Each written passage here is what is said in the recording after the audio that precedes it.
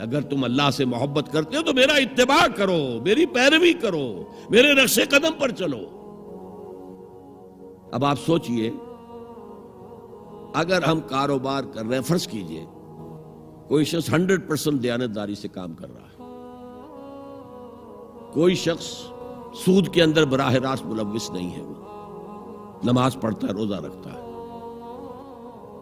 لیکن یہ اتباع نہیں کر رہا جو حضور نے جو کام کیا تھا کہ غلط نظام، طاغوتی نظام کو جڑ سے اکھاڑ کر پھینکا جائے اور اللہ کا دیا ہوا دین حق قائم کیا جائے، تو اتباع میں کیا حصہ ہے اس کا؟ کوئی نہیں۔ ایک سوال آپ سے کرتا ہوں، حضور نے وحی کے آغاز کے بعد کوئی کاروبار کیا؟ جی،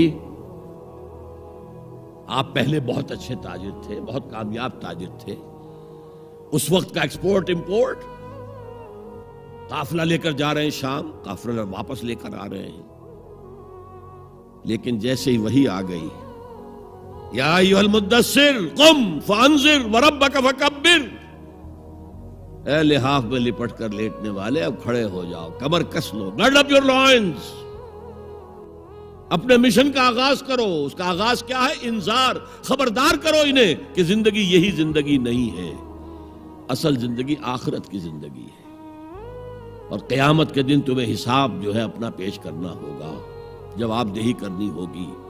You will have to face the grand accountability of the day of judgment۔ یہ انذار سے بات شروع کرو، وَرَبَّكَ فَكَبِّرْ، اور جو ہدف ہے، مقصود کیا؟ اللہ کو بڑا کرو، یعنی اس کی بڑائی نافذ کرو۔ پارلیمنٹ میں بھی اس کا حرف آخری ہو، لِتَكُونَ كَلِمَةُ اللَّهِ هِيَ الْعُلْيَا، تاکہ اللہ کا کلمہ سب سے اونچا ہو جائے۔ یہ نہیں کہ صاحب ہمارے تو 60% لوگوں نے یہ رائے دے دی، بس اب ہم نہیں جانتے کہ قرآن میں کیا ہے یا کسی اور آسمانی ہدایت میں کیا ہے، تورات میں کیا ہے، انجیل میں کیا، ہم نہیں جانتے۔ اگر ہم اس کے خلاف جد و جہد نہیں کرتے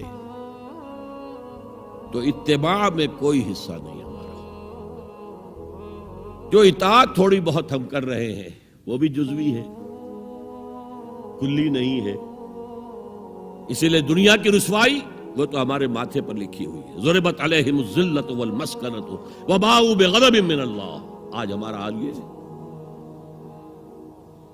تو اتباع رسول، محبت رسول کا تقاضا، وہی جد و جہد کرو، وہی جد و جہد کرو، اسی کا نام جہاد فی سبیل اللہ ہے۔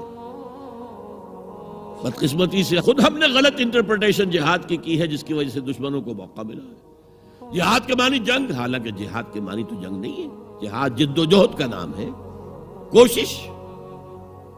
جہد کے مقابلے میں آئے گی تو وہ جہاد ہے۔ جہد یک طرفہ ہے تو جہد ہے، اور دو طرفہ ہو رہی ہے، رسہ جو ہے آپ ادھر کھینچ رہے ہیں وہ ادھر کھینچ رہے ہیں، یہ جہاد ہے۔ آپ توحید کا پرچم اٹھائے ہوئے ہیں، توحید پھیلا رہے ہیں، وہ شرک پھیلا رہے ہیں، یہ جہاد ہے۔ کوئی مغربی ڈیموکریسی چاہتا ہے، کوئی سوشلسٹ ڈیموکریسی چاہتا ہے، ان کے درمیان رساکشی ہوگی کہ نہیں ہوگی؟ یہ جہاد ہے۔ قتال تو جہاد کی 9 منزلہ عمارت میں جا کے 9ویں منزل پر قتال فی سبیل اللہ، اور یہ دونوں قرآن کی اصطلاحات ہیں۔ ہم نے جہاد کو بھی جنگ بنا دیا، تو پھر تو اب ہر شخص کو قرآن میں جنگ ہی جنگ نظر آئے گی، جہاں جہاد کا لفظ آیا جنگ، جہاں جہاد کا لفظ آیا جنگ۔ اسی سے تو ان کو موقع مل گیا نا۔ اے نبی، آپ ان کافروں کی باتیں نہ سنیں، نہ ان کے باتوں میں آئیں، چاہے وہ صاف انکار کر رہے ہیں اور چاہے وہ کوئی مصالحت چاہتے ہیں کہ محمد کچھ نرمی دکھاؤ، کچھ ہماری مانو، کچھ اپنی منوا لو۔ یہ تم نے جو کل پیدا کر دی ہے، گھر گھر لڑائی ہو رہی ہے، اولاد ماں باپ سے جدا ہو گئی، بہن بھائی سے جدا ہو گیا، شوہر بیوی سے جدا، بیوی شوہر سے جدا۔ تو جو کہتے ہیں کہ a house divided amongst itself cannot stand، ہمارا تو تم نے قبائلی جو ہمارا روب تھا وہ ختم کر دیا دنیا میں۔ لہذا ایسا کرو، کچھ مصالحت کرو، کچھ اپنی منوا لو، کچھ ہماری مان لو۔ قرآن نے کہا وَدُّوا لَوْ تُدْهِنُ فَيُدْهِنُونَ فَلَا تُطِعِ الْمُكَذِّبِينَ۔ ان کی بات نہ سنیے۔ تو جہاد تھا جو ہو رہا تھا، جس کے لیے میں نے رات تقریر کی ہے، جہاد بالقرآن۔ فلا تطع الکافرین وجاہدہم بہ جہادا کبیرا۔ یہ سورہ الفرقان کی آیت ہے نمبر 52، اور شروع کیسے ہوتی ہے سورہ الفرقان؟ تبارک الذی نزل الفرقان علی عبدہ لیکون للعالمین نذیرا۔ بڑی بابرکت ہے وہ ذات جس نے اپنے بندے محمد پر صلی اللہ علیہ وسلم یہ الفرقان نازل کر دیا تاکہ تمام جہان والوں کو خبردار کر دے، انذار، اور وہ پوری نوع انسانی کے لیے انذار۔ اسی میں آگے آتا ہے اسی صورت میں فلا تطع الکافرین، اے نبی آپ ان کافروں کی باتیں نہ مانیں، نہ سنیں، نہ توجہ دیں۔ وجاہدہم بہ، اس قرآن کے ذریعے سے جہاد کیجئے۔ 12 برس مکے میں قرآن کے ذریعے سے جہاد ہوا ہے، تلوار تو نہیں اٹھی، الٹا حکم یہ تھا کہ چاہے تمہارے ٹکڑے کر دیں، چاہے تمہیں آگ میں جلا دیں، you don't have to raise hands even in self defense۔ کفو ایدیکم، اپنے ہاتھ بندھے رکھو، روکے رکھو، کوئی جوابی کارروائی نہیں۔ 12 برس، this was the order of the day. یہ جہاد بالقرآن، اس جہاد بالقرآن کے ذریعے سے لوگوں کو کھینچا گیا، پھر بیعت لے کر ان سے ان کو منظم جماعت بنایا گیا، پھر ان کا تزکیہ کیا گیا۔ تزکیہ کس بات کا؟ دل میں کوئی ولولہ، کوئی امنگ، کوئی حوصلہ، کوئی طلب، کوئی مقصود نہ رہ جائے سوائے اللہ کی رضا کے حصول کے اور آخرت کی فلاح کے حصول کے۔ جب تک پاک نہیں ہو جائے گا دل، جب تک دل سے ساری امنگیں، ساری ایمبیشن نہیں نکل جائیں گی سوائے اللہ کو راضی کرنا اور آخرت کی فلاح طلب کرنا، یہ ہے تزکیہ۔ یتلو علیہم آیاتہ ویزکیہم ویعلمہم الکتاب والحکمہ۔ اگر اس نقش قدم پر آپ نہیں چل رہے تو حضور کے ساتھ محبت کا دعویٰ باطل ہے۔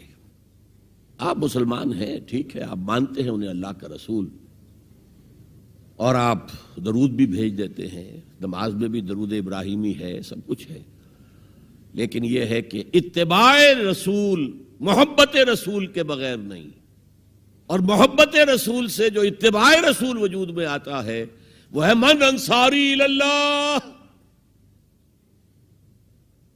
اور یہ سمجھ لیجئے، بس آخری نکتہ میں بیان کر رہا ہوں، اگر تو حضور کو بھی بھیجا گیا ہوتا صرف اہل عرب کے لیے تو آپ کی حیات طیبہ ہی میں مشن مکمل ہو گیا۔ جاء الحق وزهق الباطل ان الباطل کان زہوقا، اذا جاء نصر اللہ والفتح ورأیت الناس يدخلون فی دین اللہ افواجا، کام مکمل ہو گیا۔